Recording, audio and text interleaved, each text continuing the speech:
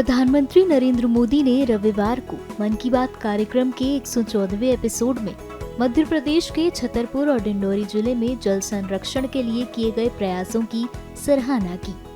PM Modi ने मध्य प्रदेश के आदिवासी बहुल जिले डिंडौरी में मछली उत्पादन कर आत्मनिर्भर बन रही महिलाओं का जिक्र किया। प्रधानमंत्री नरेंद्र मोदी ने मन की बात में खुशी जाहिर करते हुए कहा कि डिंडौरी जिले में महिलाएं मछली बेचकर आत्मनिर्भर बन रही हैं। आप इन तस्वीरों में ही देख सकते हैं कि कैसे यहाँ महिलाओं ने फिश पार्लर खोला है। समूह में 12 महिलाएं हैं जो मछली पालन का काम करती हैं। जो हमारे गांव में रायपुरा जलाशय है, रायपुरा जलाशय में ही हम लोग मछली पालन का काम करते हैं। और पहले मछली पालन का काम करते थे तो इधर उधर भटकना पड़ता था, यहाँ वहाँ बाज़ारों में ले जाना पड़ता था। लेकिन अब हमारे यहाँ ये दीदी स्मार्ट फिश पार्लर खुल गया है।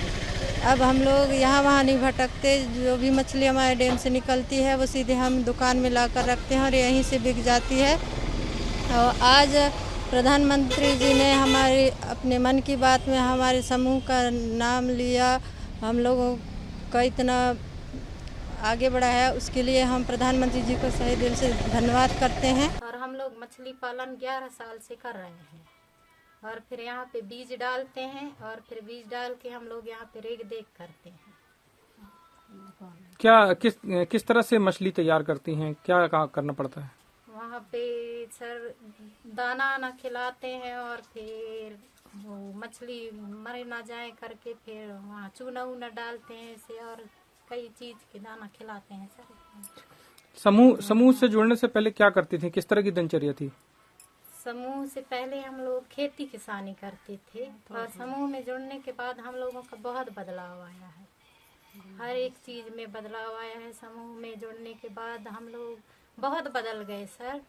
ये रहन सहन, खाने पीने। हम लोग कर्ज लिए, फिर हम लोग किराना दुकान खोले, उससे हम लोगों का आय बना। उससे फिर हम लोग आने जाने के लिए साधन भी बनाए, जैसे मोटरसाइकिल खरीदे वही समूह से। और समूह से लोन लेके हम लोग मुर्गी फार्म भी खुलवाए हैं।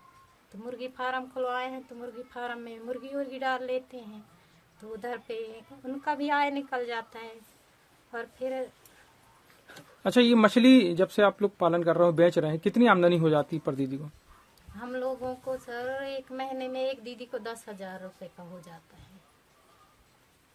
आज देश के प्रधानमंत्री ने आप लोगों के समूह की तारीफ की है, काम की सराहना की, क्या कहना चाहेंगे, कैसा लग रहा है?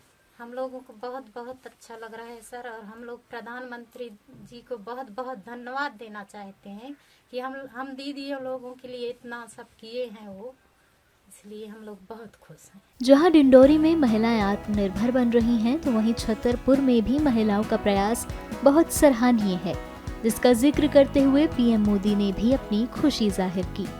दरअसल यहाँ के खोप गांव का बड़ा तालाब जब सूखने लगा तो महिलाओं ने इसे पुनर्जीवित करने का बीड़ा उठाया। हरी बगिया स्वयं सहायता समूह की इन महिलाओं ने तालाब से बड़ी मात्रा में खाद निकाली। तालाब से जो खाद निकली उसका उपयोग उन्होंने बंजर जमीन पर फूड फॉरेस्ट तैयार करने के लिए कर दिया।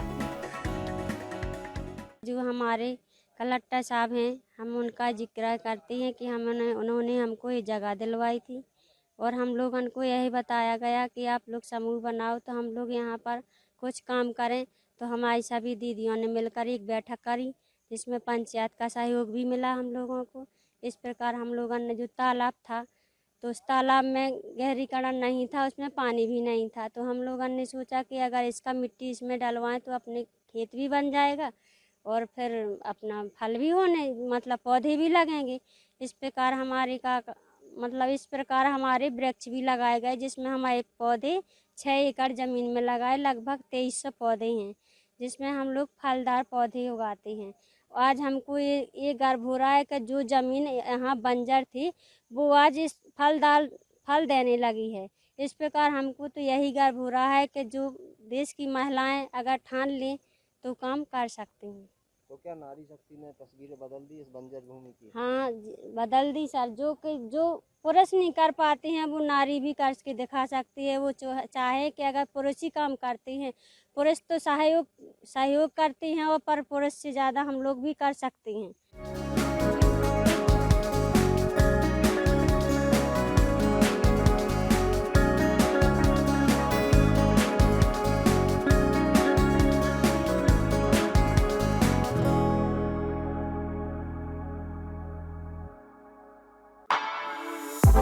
For exclusive and insightful videos, subscribe to our new channel ABP Live Premium.